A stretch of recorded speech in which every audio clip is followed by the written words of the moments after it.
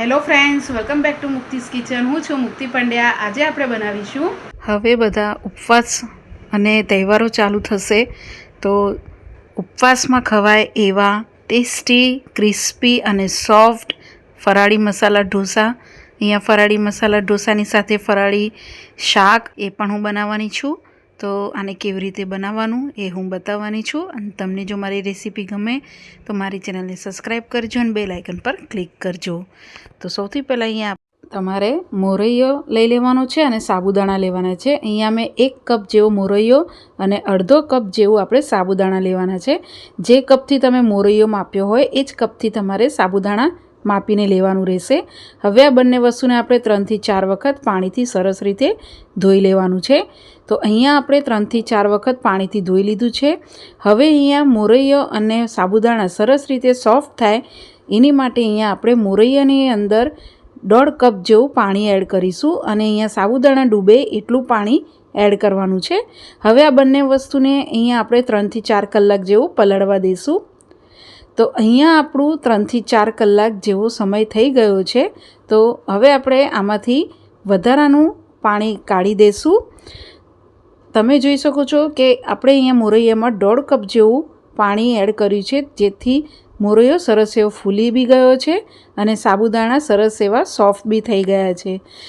સાબુદાણા ને મોરૈયો બંનેમાંથી આપણે વધારાનું પાણી હશે એ આપણે કાઢી દેવાનું છે. જરા બી પાણી અહીંયા ન રહે એ રીતે કાઢી દેવાનું.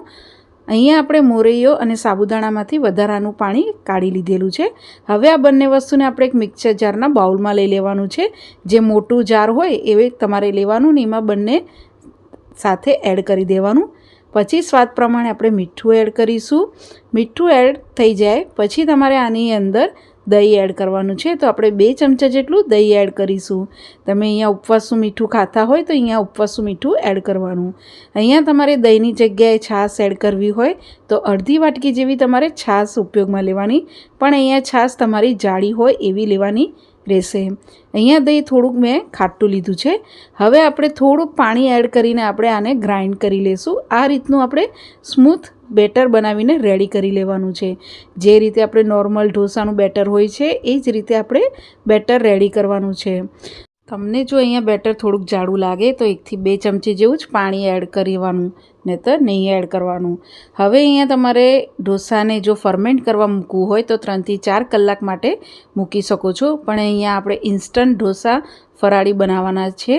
તો અહીંયા આપણે 5 થી ઓછું આપણે અહીંયા ખાવાના સોડા ઉપયોગમાં લેશું. તમે જો અહીંયા ખાવાના સોડા ઉપયોગમાં ન ખાતા હોય તો સ્કીપ કરી શકો છો, પણ થોડાક સોડા એડ કરવાથી અહીંયા ઢોસા તમારા સોફ્ટ બનશે, કારણ કે આપણે આમાં ફરમેન્ટ નથી લાવવાનું. તો અહીંયા આપણે સોડા એડ કર્યા પછી સરખી રીતે મિક્સ કરીને આ રીતનું તમારે બેટર રેડી કરવાનું રહેશે. હવે અહીંયા આપણે સોડા એડ કર્યા પછી આપણે આના ઉપર એક ડીશ ઢાંકી દઈશું અને આને 30 મિનિટ જેવું આપણે આને રેસ્ટ આપીશું, જેથી સરસ ફરમેન્ટ થઈ જાય. અહીંયા 30 મિનિટ જેવું આને ફરમેન્ટ થવા આપણે મૂક્યું છે. ત્યાં સુધી આપણે આને સાથે ખવાતું ફરાળી શાક બનાવી લઈએ. ફરાળી શાક બનાવવા માટે મેં અહીંયા 2 થી 3 બટેટાને બાફીને આ રીતે કટ કરી લીધા છે અને સાથે આપણે 2 લીલા મરચાંના આવી રીતે ઝીણા ટુકડા કરીને રેડી કરી લેવાના છે. હવે આપણે ગેસ ચાલુ કરીને એક કઢાઈ મૂકી દઈશું. કઢાઈની અંદર આપણે જે બી તમે તેલ ખાતા હોય એ આપણે 1 થી 2 ચમચી જેવું તેલ લઈ લઈશું. તેલ અહીંયા આપણું ગરમ થવા દઈશું. તેલ ગરમ થાય એટલે એની અંદર આપણે 5 ચમચી જેવી આપણે જીરું એડ કરીશું. જીરુંને આપણે તતડવા દઈશું. જીરું અહીંયા તતડી જાય પછી આપણે ઝીણા સમારેલા લીલા મરચાં એડ કરી દઈશું. અહીંયા આપણે મરચાંને થોડા આપણે સોફ્ટ થઈ જાય એટલું આપણે કૂક કરી લઈશું.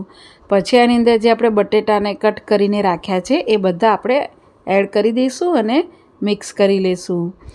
બટેટા અહીંયા મિક્સ થઈ જાય પછી આની અંદર આપણે એડ કરીશું સ્વાદ પ્રમાણે મીઠું. જેમ મેં પહેલાં બી કીધું, તમે અહીંયા ફરાળી મીઠું જે બી ખાતા હોય એ તમે અહીંયા લઈ શકો છો. પછી અડધી ચમચી જેવું લાલ મરચું પાવડર એડ કરીશું અને સરખી રીતે મિક્સ કરી દઈશું. તમે અહીંયા જો ઉપવાસમાં લાલ મરચું પાવડર ના ખાતા હોય તો સ્કીપ કરી શકો છો. હવે અહીંયા સરખી રીતે આપણું મિક્સ થઈ ગયું છે. પછી આને આપણે જે પાવભાજીનું જે મેશર હોય છે એનાથી આપણે થોડાક બટેટાને આવી રીતે અધકચરા તમારે મેશ કરી દેવાના છે.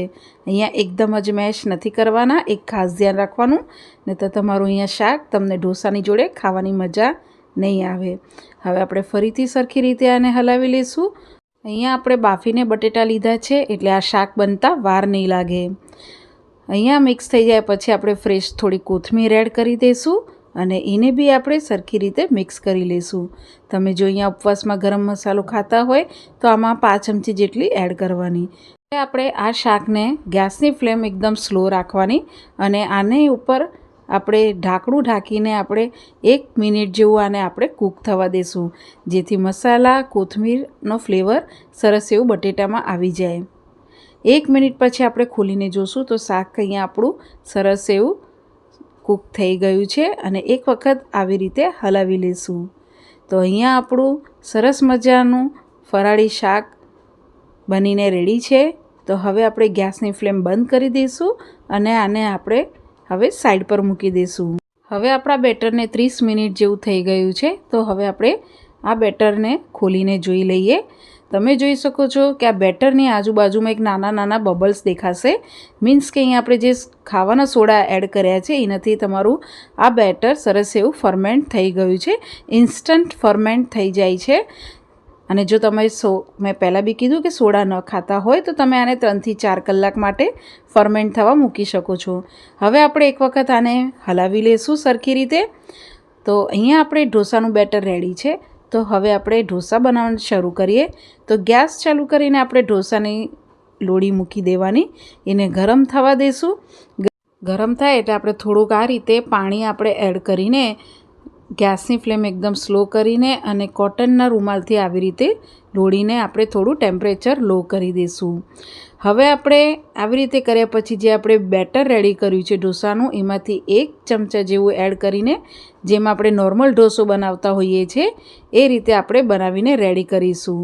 હવે ગેસની ફ્લેમ અહીંયા આપણે મીડિયમ રાખવાની રહેશે, કારણ કે આપણે અહીંયા સાબુદાણા અને મોરૈયાના ઢોસા બનાવતા હોઈએ છીએ. તો એની માટે અહીંયા કૂક થવું જરૂરી છે. તો આપણે આને મીડિયમ ટુ હાઈ પર રાખીને ઢોસા બનાવવાનું રહેશે. તો અહીંયા આપણે ઢોસા જો તમારે આ રીતે પ્લેન ખાવા હોય શાકની જોડે તો ખાઈ શકો છો, પણ અહીંયા હું ફરાળી મસાલા ઢોસા બનાવવાની છું. તો અહીંયા મારી પાસે પહેલાંથી જ ફરાળી ચટણી બનાવીને રેડી છે.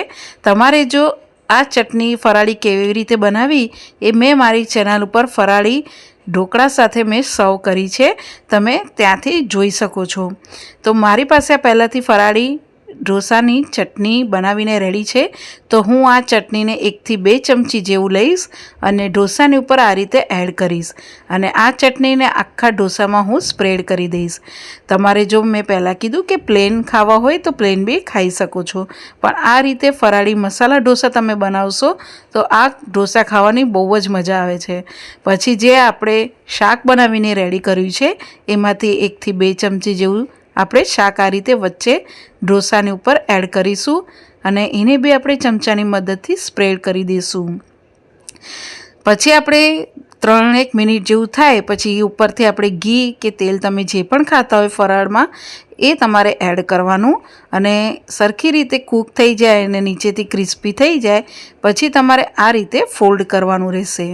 તમે જોઈ શકો છો કે આપણા ઢોસા એક સરસ એવા ક્રિસ્પી બન્યા છે અને આ રીતે તમે પરફેક્ટ એકદમ ટેસ્ટી ક્રિસ્પી અને સોફ્ટ ફરાળી મસાલા ઢોસા બનાવીને ખાઈ શકો છો.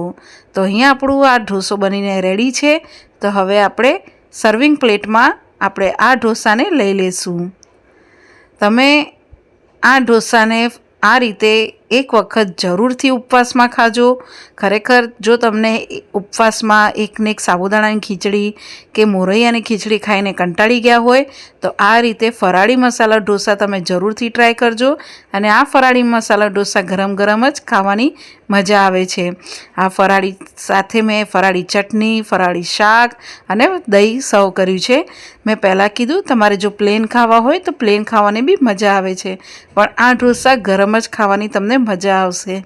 તો તમને જો અહીંયા મારી આ ફરાળી મસાલા ઢોસાની રેસીપી કેવી લાગી મને કોમેન્ટ્સ બોક્સમાં જરૂરથી જણાવજો. સબસ્ક્રાઈબ કરજો, બેલ આઇકન પર ક્લિક કરજો અને એક લાઇક જરૂરથી કરી લેજો. Thank you for watching.